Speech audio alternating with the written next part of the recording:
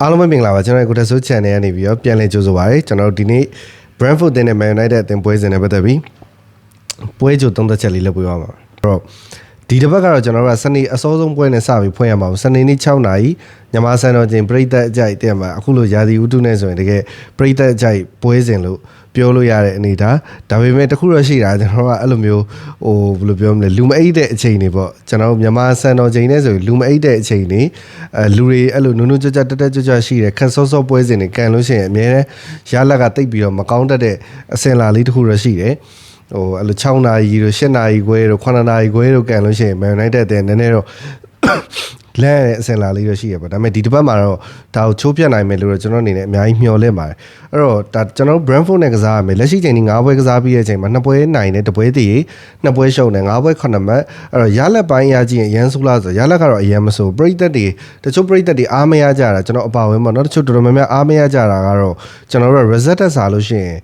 ဘယ်လိုပြောရမလဲအသင်းရဲ့တိုးတက်လာတဲ့ improvement ကိုမမြင်ရသေးလို့စိတ်ပြတ်နေကြတာရှိတာဆိုတော့ကစားပုံအရာဘာမှတိုးတက်လာတာမျိုးမရှိဘူးဒီ system ကိုမနစ်က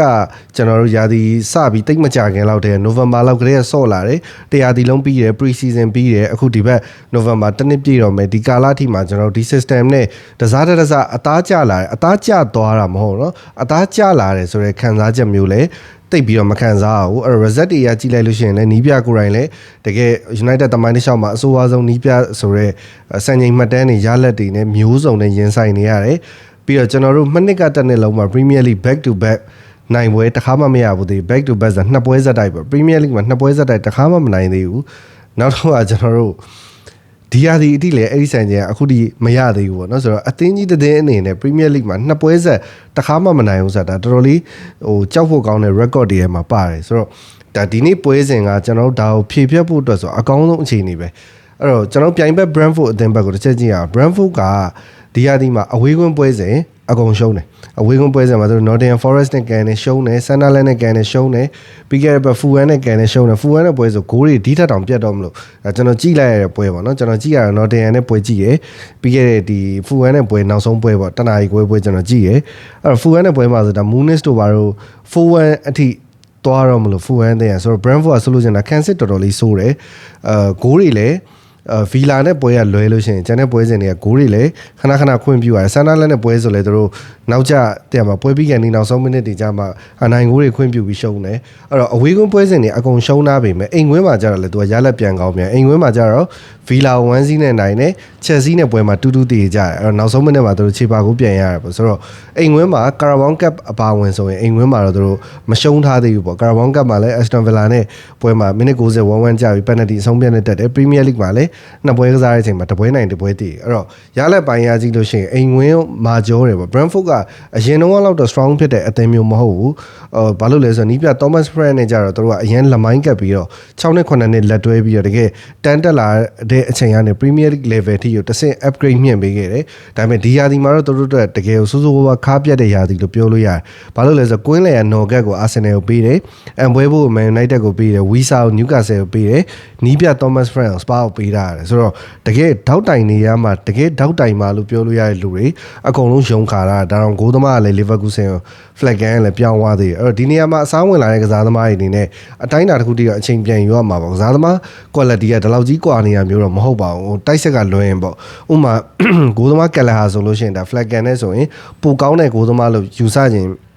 းယူဆလို့ရတယ်ဒါပေမဲ့ရှေ့တန်းတွေကတော့ခုနပြောတဲ့ Embwebo တို့ Wisa တို့ရဲ့ gap ကိုဖြည့်ဖို့ကတော်တော်လောက်ယူရမယ်အထူးသဖြင့်ပြီးတော့နီးပြပေါ့ဒီနီးပြကတခါမှနီးပြအတင်းကြီးအတွေ့အကြုံမရှိဘဲနဲ့အခုမှဒါသူ့ရဲ့ debut အနေနဲ့စပြီးကင်တွယ်ခွင့်ရတဲ့နီးပြဖြစ်တဲ့ Thomas Frank နဲ့ရှင်အတွေ့အကြုံကတော့တအားကွာခြားလုံးအကြီးနေသေးတယ်အခုချိန်นี้အဲ့တော့ Brentford အသင်းအနေနဲ့ကဘလောက်ပဲကောင်းခဲ့တယ်ပြောသူတို့အနေနဲ့ဥမာ Norgate နေရာမှာဆိုလဲအခု Henderson လို့အသက်အရွယ်ရလာပြီဖြစ်တဲ့ကစားသမားအားကိုးနေရတယ်တိုက်စစ်မှာဆိုလ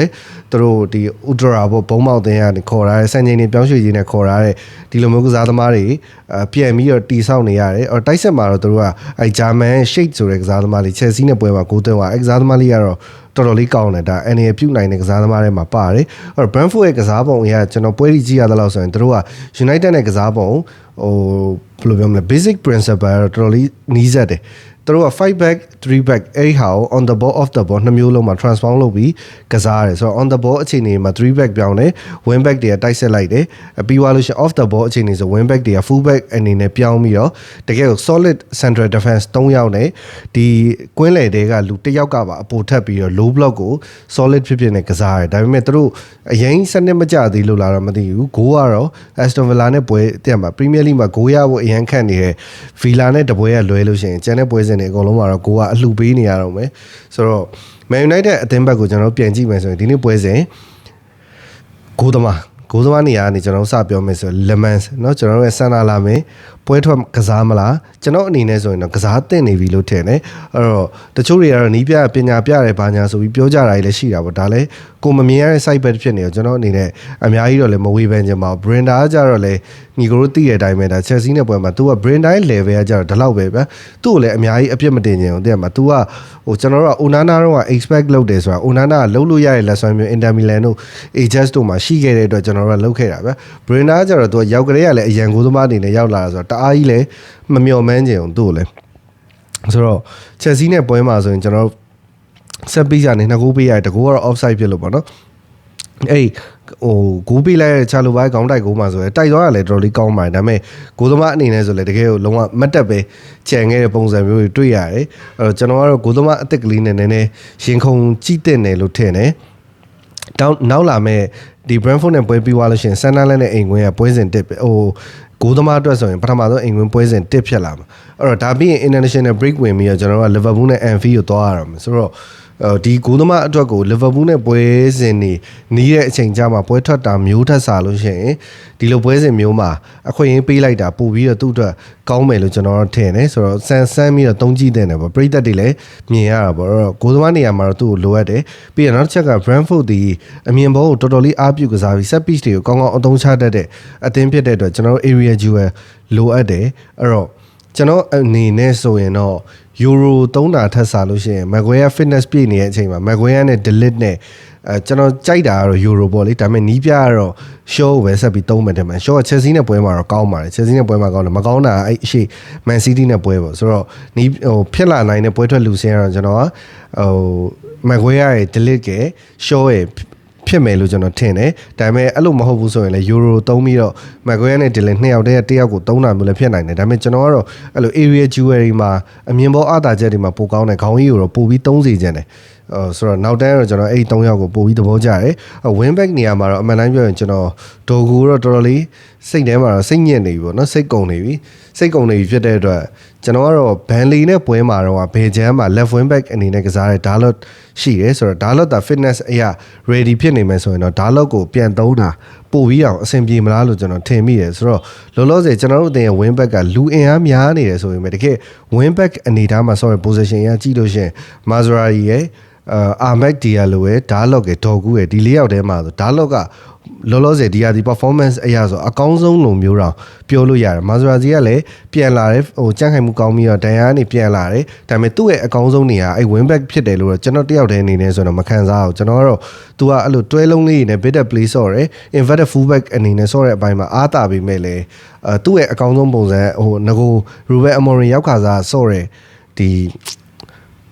RCB နေရာပေါ့ကျွန်တော်တို့ဒီအခု Euro ဆော့နေတဲ့နေရာလိုမျိုးအဲ့လိုနေရာမျိုးမှာတုံးတာပို့ပြီးကောင်းတယ်လို့ထင်တယ်အဲ့တော့ win back နေရာမှာတော့ကျွန်တော် Dalot နဲ့ Ahmed နဲ့ဒီတပွဲအတွက်တော့တုံးကြည့်စေချင်တယ်ပေါ့ Dalot က left wing back Ahmed ကဒီ right wing back ပေါ့အဲ့လိုနေရာမျိုးမှာကျွန်တော်တုံးစေချင်တယ်အဲ့တော့နောက်ပြဿနာတစ်ခုကကျွန်တော်ကွင်းလေကတော့ဒါသိကြတယ်ကျွန်တော်တို့ရဲ့ captain ဂိုး100ပြည့် captain Bruno ကတော့တနေရာသိကြပေါ့ရအောင်ပါအဲ့တော့နောက်တနေရာမှာ Casemiro မရှိဘူး Ugarte နဲ့ကိုဘီမိန်နူးနဲ့ရှိတယ်အဲ့တော့ကျွန်တော်တို့ကအဲ့မှာစဉ်းစားရမယ်ပြတ်တလားဟိုပရိသတ်တွေကတော့ကိုဘီမိုင်တို့မြင်ချင်တာပေါ့နော်ကျွန်တော်ကိုယ်တိုင်လည်းမြင်ချင်ပါတယ်မြင်ချင်ပေမဲ့ကျွန်တော်ဘာပြဿနာတစ်ခုတော့ရှိလဲဆိုတော့ Amorim system မှာကိုဘီမိုင်တို့ကတကယ်ရောအဆင်ပြေရလားဆိုရယ်အမြင်တော့ကျွန်တော်မှရှိလားအဲ့တော့မှန်တယ် player quality ရဆိုရင်တော့ကျွန်တော်လည်းမိုင်တို့ကိုသုံးစေချင်တယ်အဲ့တော့မိုင်တို့ကိုသုံးလို့ရှိရင်ဘယ်သူနဲ့တွဲသုံးပါလဲဆိုရယ်ကိစ္စအဲ့ဘယ်သူနဲ့တွဲသုံးပါလဲဆိုလို့ရှိရင်ကျွန်တော်တို့ကမိုင်နူးသာသုံးမယ်ဆိုလို့ရှိရင် Bruno နဲ့ကိုဘီမိန်နူးနဲ့တွေ့မိုင်နူးကအဲ့ number 6 ရိုနေရာကြီးဆော့ရမှာအဲ့တော့ तू ကသူ့ရဲ့ तू adaptation တော့ तू လောက်ကောင်းလုပ်နိုင်မှာပေါ့ဒါပေမဲ့သူ့ရဲ့ physicality နဲ့ဟို fitness level နဲ့အဲ့ number 6 ရိုမှာ Casemiro လို့ဒိုးလိုမျိုးဆော့နိုင်ဖို့ဆိုတာအမှန်တိုင်းပြောရင်ကျွန်တော်တိတ်တော့ မထင်မိဘူးသူ့ရဲ့တကယ်အကောင်းဆုံးဟို performance ကို output ကိုညှစ်ထုတ်နိုင်မဲ့နေရာလို့လေအဲ့နေရာကိုကျွန်တော်မထင်မိဘူးဆိုတော့ကျွန်တော်အဲ့နည်းနည်းလေးတော့ confused တော့နည်းနည်းဖြစ်တယ်ကိုဘီမိန်တို့ကို30ကျလား30ကျန်တယ်တကယ်တော့ဒါပေမဲ့တခုတော့ရှိတာ Bruno Nero နံပါတ်10ကိုပို့လိုက်အဲ့လိုပို့လိုက်ပြီးတော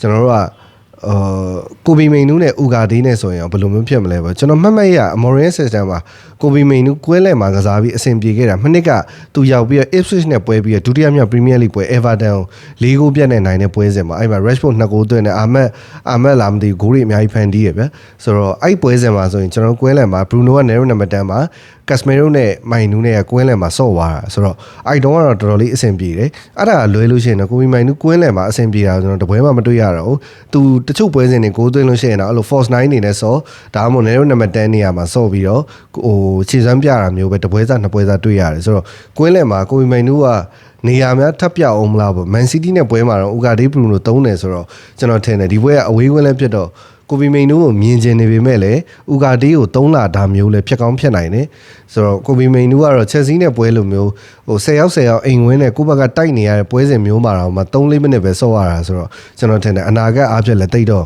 မသေးကြတော့ဘူးအဲ့တော့ကိုဘီမိန်နူးကတော့တိတ်မထင်ဘူးအဲ့တော့တောင်မန်နီယာတွေမှာတော့ကွန်ဟာအောင်မောင်းအောင်ပြန်လာပြီဆိုတော့ခေါင်းမောင်ပြန်လာပြီဖြစ်တဲ့အတွက် Sesco ရဲ့အခန်းကဏ္ဍတော့နည်းလေးစကားပြောရမယ်ဆိုတော့နီးပြကတော့ဘန်လီနဲ့ပွဲမှာသူတကယ်ယုံကြည်ခဲ့တယ်ပြီးတော့ Arsenal နဲ့ပွဲဒီယာဒီရဲ့အကောင်းဆုံးခြေစွမ်းပြနိုင်ခဲ့တဲ့ outgoing performance တွေ Arsenal နဲ့ပွဲရဲ့ line နဲ့ဖြစ်တဲ့အမ်ပွဲဖို့နဲ့မောင်းနဲ့ရောအနောက်မှာထားပြီးတော့ Con ဟာအထောင်ထားတဲ့ပုံစံမျိုးပိုများသွားမလားလို့တော့ကျွန်တော်ထင်မိတယ်ဆိုတော့ Sesco ကတော့ဒီပွဲစဉ်လဲလူစားဝင်လောက်ပဲကစားဝင်ရမယ်ထင်တယ်ဘာလို့လဲဆိုတော့ Casemiro တယောက်ရော့သွားတဲ့အချိန်မှာနှစ်ဂိုးပြတ်နေရလဲပါတာပေါ့လေဒါပေမဲ့သူအရင်ဆုံးလူစားလဲလိုက်တဲ့ကစားသမား Sesco ဖြစ်တဲ့အတွက်သူ့အနေနဲ့ Sesco ဖြည်းဖြည်းချင်းပဲ input လုပ်မယ်လို့ကျွန်တော်ထင်တယ်ချက်ချင်းသုံးဖို့မရှိဘူးဆိုတော့Conha နဲ့မောင်းတဲ့အတွဲကိုပဲပြန်ပြီးသုံးပြီးတော့ Sesco ကလူစားဝင်လောက်ပဲဖြစ်မယ်လို့ထင်တယ်အဲ့တော့ကျွန်တော်တို့အနေနဲ့ဒီပွဲစဉ်ဒီတကယ်အရေးကြီးပါတယ်ဘလို့ပဲဖြစ်ဖြစ်ကျွန်တော်တို့ဘယ်ကစားသမားပဲမပါဘလောက်ပဲလူတွေတန်ရနေတာပဲဖြစ်ဖြစ် Brentford အသင်းလို့အဓိကကစားသမားတွေရောနီးပြတွေရောဆုံးရှုံးထားပြီးတော့ရှိသမျှအဝေးကွင်းပွဲစဉ်တွေအကုန်ရှုံးထားတယ်အိမ်ကွင်းမှာတပွဲပဲနိုင်ထားတယ်နိုင်တဲ့အသင်းကဟိုတန်းစင်းဆောင်တာအထိရောက်နေပြီဒီဟာဒီကျနေတဲ့ Aston Villa ကိုတို့နိုင်တယ်ဆိုတော့ Chelsea နဲ့ပွဲတည်ရတယ်ဆိုပေမဲ့လည်းဒါကနောက်ဆုံးမိနစ်ကြမှရတာဆိုတော့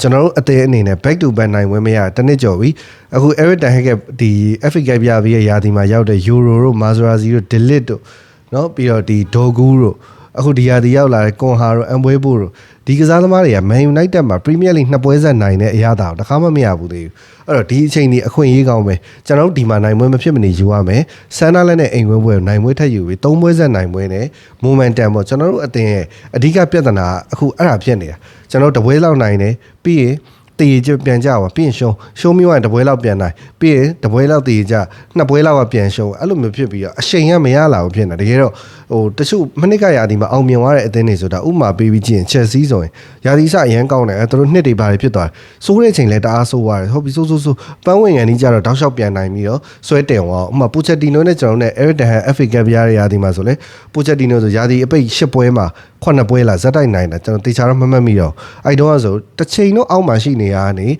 ရာသီသိန်းငယ်ဒီပွဲစဉ်တွေမှာဇက်တိုက်ဆွဲတင်သွားဆိုတော့အဲ့လိုမျိုးဇက်တိုက်နိုင်တဲ့ moment တစ်ခုလောက်တော့ Ruben Amorim လက်ထက်မှာကျွန်တော်မြင်ကျင်တယ်ဗျာအဲ့တော့ဒီအချိန်นี้ Brentford နဲ့ Sunderland နဲ့ Chelsea Brentford Sunderland 3ပွဲ9မှတ်ဆိုတာဒီဖြစ်လဲဖြစ်နိုင်တယ်ဖြစ်လဲဖြစ်တဲ့နဲ့ဖြစ်ဖို့လဲအချိန်ခါကောင်းတစ်ခုလို့ကျွန်တော်မြင်တယ်အဲ့ဒီ9မှတ်သာရခဲ့လို့ရှိရင် international break ပြီးကျွန်တော် Anfield ကိုပြန်သွားလို့ရှိရင်အများကြီးတတိရှိနဲ့ဖိအားကင်းကင်းနဲ့သွားလို့ရတယ်ရှုံးသွားရင်တော့ဘာမှပြဿနာမရှိသလိုမျိုးအေးစစ်စစ်နေလို့ရတယ်အဲ့တော့ရလက်ကောအရာရာရောအလှည့်ပြောင်းဖြစ်ဖို့ဒီနေ့ပွဲစဉ်မှာ3မှတ်ရဖို့ဟာအရင်ရေးကြည့်ရလို့ကျွန်တော်တို့ထင်ပါတယ်ဆိုတော့ကျွန်တော်အနေနဲ့ဒီပွဲကိုပထမဆုံးသောဒီဟာဒီရဲ့2ဂိုးပြတ်နိုင်ပွဲတစ်ခုအနေနဲ့လည်းကျွန်တော်မြင်ကျင်တယ် Brentford လည်းကန်စစ်သိပ်မကောင်းတဲ့အတွက်ကျွန်တော်တို့အသင်းအနေနဲ့ clean sheet လည်းရမယ်ဂိုးလည်းပြတ်တဲ့နိုင်ပွဲတစ်ပွဲရအောင်ယူနိုင်တဲ့နယ်လို့ကျွန်တော်တို့ထင်တယ်ဆိုတော့ကျွန်တော်ကတော့0-2လောက်ခံမှန်းမိရယ်ဆိုတော့ညီကိုတို့ရောပွဲနဲ့ပတ်သက်ပြီးဘယ်လိုမြင်လဲကို့အမြင်အောက်က comment ထဲမှာဝင်ပြီးဆွေးနွေးခဲ့လို့ရပါတယ်ဆိုတော့ကြည့်ပေးညီကိုအားလုံးကျေးဇူးအများကြီးတင်ပါတယ်အားလုံးပဲsee youပါဝါသနာပါလို့ဘလုံးပွဲကစားခြင်းနဲ့ညီကိုရင်းနေနဲ့ကျွန်တော်နဲ့လက်တွဲရတဲ့ football game မှာသိန်းထောင်ကြီးဒီအကောင့်ဖွင့်ပြီးစိတ်ချယုံကြည်စွာကစားလို့ရပါတယ်။ iBet ခွန်ရှိကုန်း9လုံးမဲ Sport Zone 1xbet တို့ပြင်မြန်မာချင်းနဲ့လည်းစိတ်ကြိုက်ကစားလို့ရတယ်။ထိုင်းမှာရှိတဲ့ညီကိုရင်းနေနဲ့လည်းထိုင်းဘက်ဝင်နဲ့ကစားလို့ရပါတယ်။အသေးစိတ်သိချင်တယ်ဆိုရင်တော့ Viber နံပါတ်3ကို63လုံး93လုံး53လုံးကိုဆက်သွယ်ပြီးမေးမြန်းလို့ရပါတယ်။